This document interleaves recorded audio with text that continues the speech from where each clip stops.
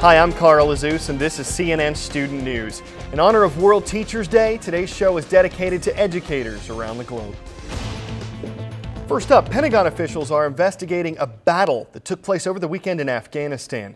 At least 8 American troops, as well as 2 members of the Afghan National Security Force, were killed on Saturday when their base came under attack from hundreds of militants.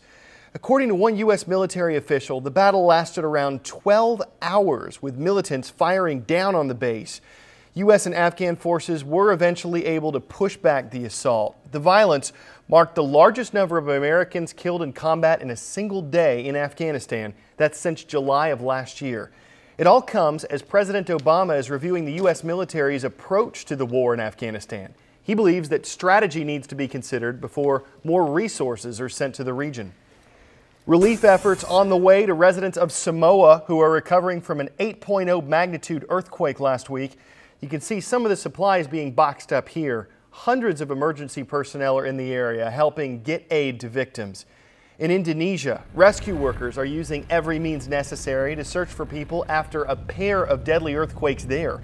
But officials believe the chances of finding survivors may be shrinking. The Indonesian government says last week's quakes claimed more than 600 lives. And parts of the Philippines struggling to recover from 2 deadly storms.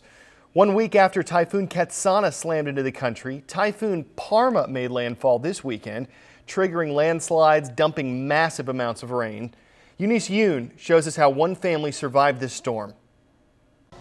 I'm Eunice Yoon in Cagayan province in the northern Philippines. This province bore the brunt of Typhoon Parma. The damage has been less than originally feared, but this village has seen some of the worst flooding in years. This is a typhoon-prone area. It floods here every single year.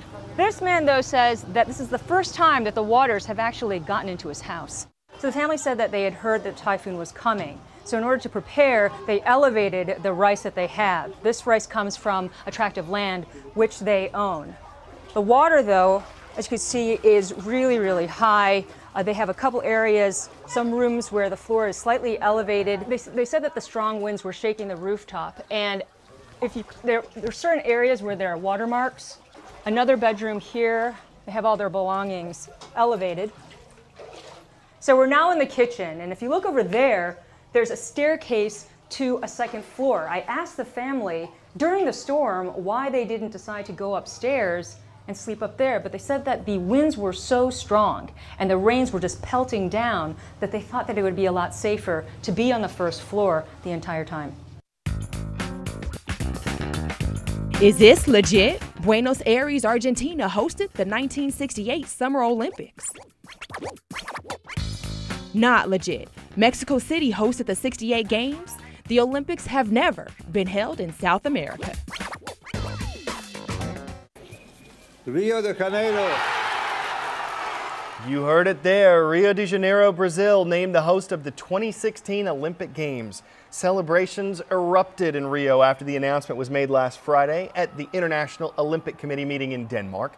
IOC President Jacques Roga said that part of what might have swayed the vote in Brazil's favor is the fact that it'll be South America's first chance ever to host the Games. Rio was considered a frontrunner going into Friday's selection process, but so was Chicago, another finalist. Many supporters were absolutely stunned when that city was eliminated in the first round of voting. Mary Snow was in Chicago when the announcement was made.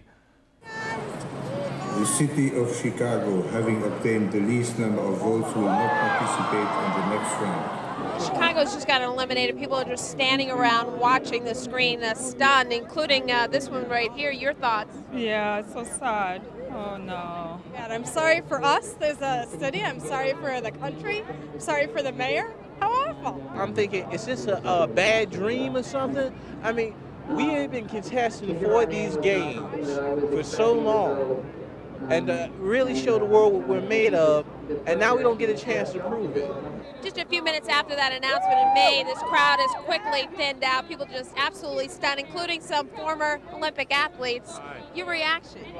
Devastation, heartbreak, complete heartbreak. I had no expectation. I'm born and raised here. We're speechless, and I'm in pain. about you? Didn't expect it for sure. I mean, there's been a lot of planning, and you know, we watched the sort of the polls and the insiders, and it definitely didn't. This was not at all in the plan. I see you already have put a past tense on your sign. It says, "I back the bid." Back Chicago. I still back Chicago. We are a city that works. It's a disappointment, but you know, we'll get up, brush ourselves off, and get our own Olympians together to make sure they bring home the gold. Well, over in Washington, D.C., court is back in session. The Supreme Court's new term starting today. Some of the issues that the justices will tackle this year include gun ownership, religious displays, and animal abuse. But the chances of getting your case in front of the High Court are actually pretty slim. As many as 9,000 cases are appealed to the Supreme Court every year, but only about 80 of those, less than 1%, will actually be heard. From the courtroom to the emergency room, and one doctor who's fulfilling a promise to his hometown. It was Raul Ruiz's community that helped him get started on a path that would lead him to make history. As part of CNN's Latino in America series, Soledad O'Brien interviewed the doctor and learned how he's giving people like you an exceptional opportunity. Now we're ready. 2, 3. Raul Ruiz is a busy ER doctor. Did you have that pain up here? He's a physician on staff at Eisenhower Medical Center, the Coachella Valley's only nonprofit hospital. How old were you when you knew you wanted to be a doctor? 4 years old. 4? Mm-hmm. Not an easy feat for the son of migrant farm workers. I used to type it as my practice typing. All things are possible. All things are possible. He was a good student, but a terrible test taker.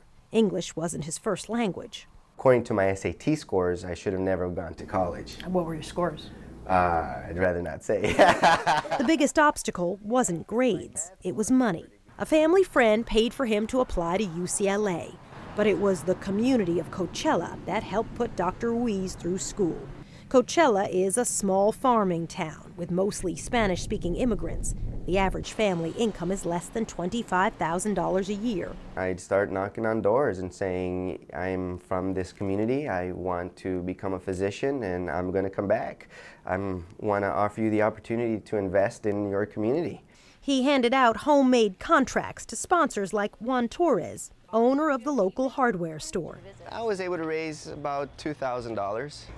Wow, that's a lot of dough. $20, $50, $100 at a time. He was 17 years old. With the money, and more importantly, the community backing, Raul Ruiz went off to UCLA. After graduation, he went to Harvard Medical School to become a doctor. And that's not all. I have a master's in public policy from the Harvard Kennedy School. It's the School of Government. And I have a master's in public health from the Harvard School of Public Health. 3 degrees from Harvard, the first Mexican-American ever to achieve that. My efforts is not just mine alone, it's my family's and my community's.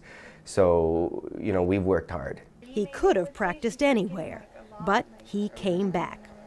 A promise is a promise. And he continues to give back, mentoring 8 Coachella teenagers.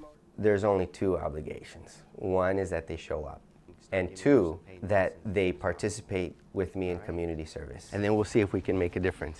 To ensure there'll be a next generation in Coachella who will also give back. Soledad O'Brien, CNN, Coachella, California. Good stuff. As we said, it's part of Latino in America, a new CNN documentary that looks at how Latinos are changing America, reshaping politics, schools, and neighborhoods. The program airs October 21st and 22nd at 9 p.m. Eastern, and we will have materials for educators to go along with it. You can find those at cnnstudentnews.com. Before we go, we've got a little comparison for you. Miniature child or giant pumpkin? Maybe a little bit of both, but this sure ain't no regular sized pumpkin. These gourds are gargantuan. That is why you need a forklift to move them.